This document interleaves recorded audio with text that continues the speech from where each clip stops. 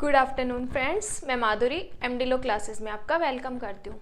देखिए, आज का जो अपना सेशन है वो पर्टिकुलर लो को लेके नहीं है। हालांकि वो लो में भी इम्पोर्टेंट है, बट वो जनरल नॉलेज के भी क्वेश्चंस हैं, क्योंकि बहुत बार बहुत से एग्जाम में हमारा constitution as a GK use होता है, एज अ जीके उसमें क्वेश्चन आते हैं।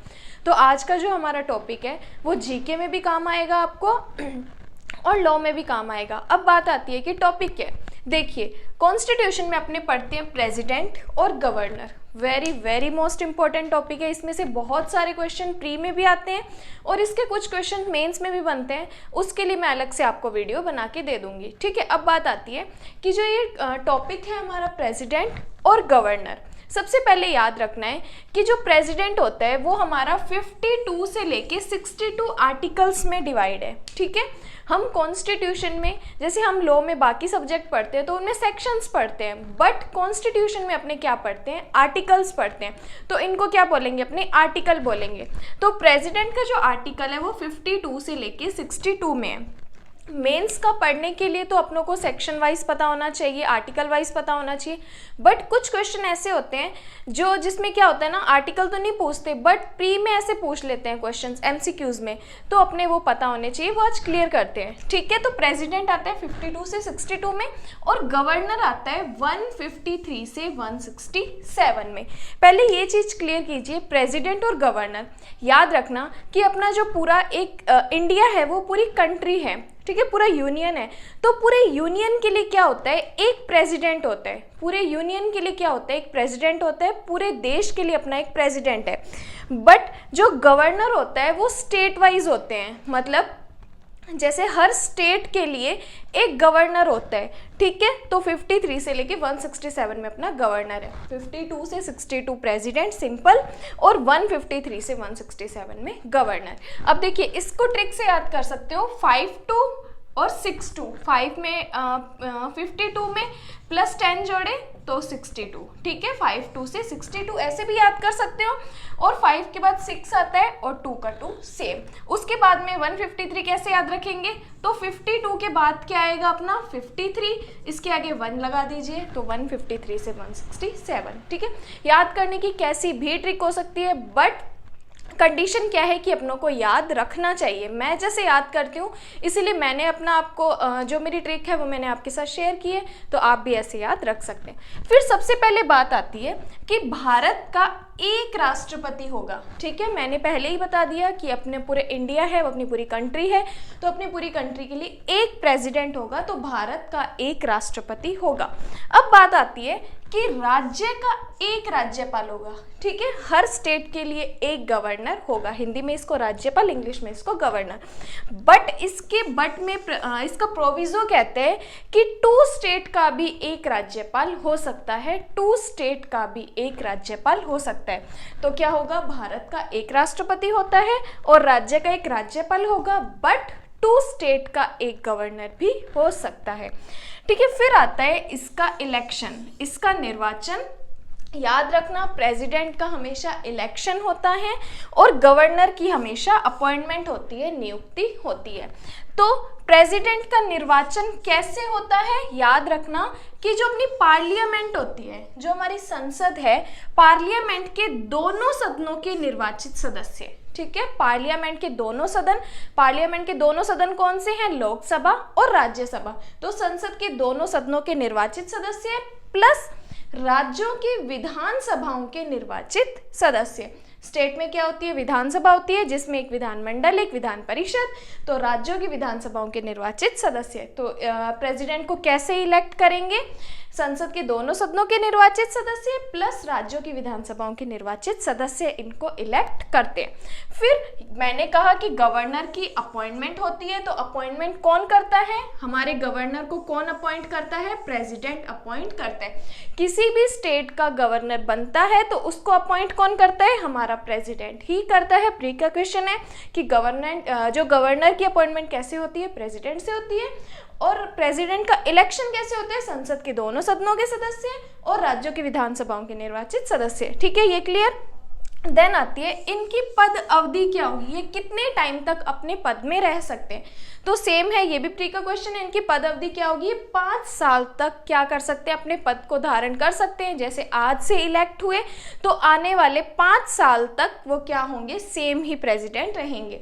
देन ये अपना पद त्याग किसको देंगे, ये अपना पद त्याग किसको देंगे, तो राष्ट्रपति जी किसको देते हैं, उपराष्ट्रपति को अपना पद त्याग देते हैं। राष्ट्रपति जी किसको देते हैं, उपराष्ट्रपति को अपना पद त्याग देते हैं। तो याद रखना, राष्ट्रपति उपराष्ट्रपति दोनों भाई भाई होते हैं। राष्ट्रपति अपना पद त्याग देगा उपराष्ट्रपति को और उपराष्ट्रपति अपना पद त्याग देगा राष्ट्रपति को। तो ऐसे याद रख लो, ये दोनों भाई भाई है, राष्ट्रपति और उपराष्ट्रपति, ये दोनों एक दूसरे को ही पद त्याग देते हैं। इनको पद से हटना है तो इन्होंने क्या दे दिया, अपना रिजाइन एक दूसरे को दे देना, बाकी से कोई लेना देना नहीं।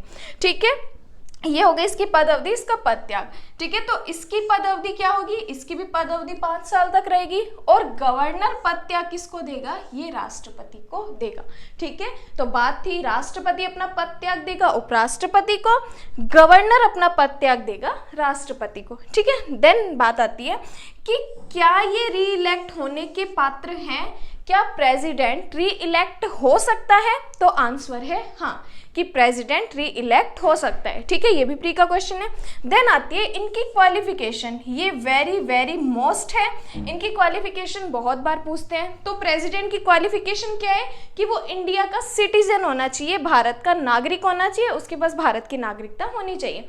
देन एज क्या होनी चाहिए, 35 साल की आयु पूरी कर चुका है। मतलब कि अपने यहाँ में से जो भी मेरी वीडियो देख रही है, अगर उन्होंने 35 एज कंप्लीट कर ली है तो प्रेसिडेंट इलेक्ट होने के लिए क्या है, पात्र होंगे। देन और इनकी क्वालिफिकेशन क्या है कि ये कोई भी अदर कोई प्रॉफिट का क्या है, पद नहीं धारण कर सकते। मतलब कि अगर प्रेसिडेंट कोई ऑलरेडी कोई काम कर रहा है और वो प्रेसिडेंट इलेक्ट हो जाता है तो जो पहले काम कर रहा है उस पद से उसको क्या होना चाहिए, पद त्याग देना चाहिए, मतलब कि दिया हुआ माना जाएगा। तो क्वालिफिकेशन क्या हुई, भारत का नागरिक हो, 35 साल की आयु पूरी कर चुका हो, कोई प्रॉफिट का लाभ क्या हो, पद धारण न कर चुका हो। और क्या हो गई, गवर्नर की क्वालिफिकेशन 2 ही है कि वह भारत का नागरिक हो और 35 साल की आयु पूरी कर चुका हो। बिल्कुल मिलते जुलते हैं, कोई कंफ्यूजन नहीं है। इसमें 3 क्वालिफिकेशन है, इसमें 2 है, बट दोनों सेम है कि दोनों ही भारत के नागरिक होने चाहिए और दोनों ही 35 साल की आयु पूरी कर चुके हो। अब आती है इनकी ओथ, इनको ओथ कौन दिलाएगा, प्रेसिडेंट को ओथ कौन दिलाता है और गवर्नर को ओथ कौन दिलाते हैं। तो हमारे प्रेसिडेंट जी को कौन ओथ दिलाता है, CJI, chief justice of India. जो हमारे सुप्रीम कोर्ट के जो हमारे CJI होते हैं, चीफ जस्टिस ऑफ इंडिया, वो दिलाते हैं प्रेसिडेंट को शपथ।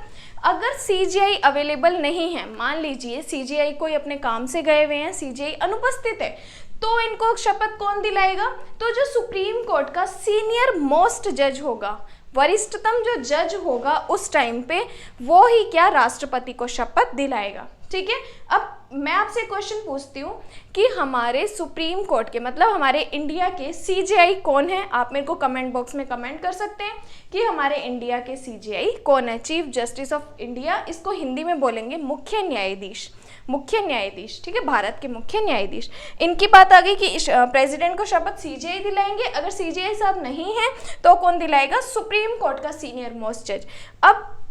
अब बात आती है कि गवर्नर को शपथ कौन दिलाएगा। गवर्नर क्या होता है, अपने स्टेट का होता है, तो उस स्टेट के हाई कोर्ट का CJ, मतलब कि अगर राजस्थान का क्या है, गवर्नर अपॉइंट करना है, तो गवर्नर को शपथ कौन दिलाएगा, राजस्थान हाई कोर्ट के CJ।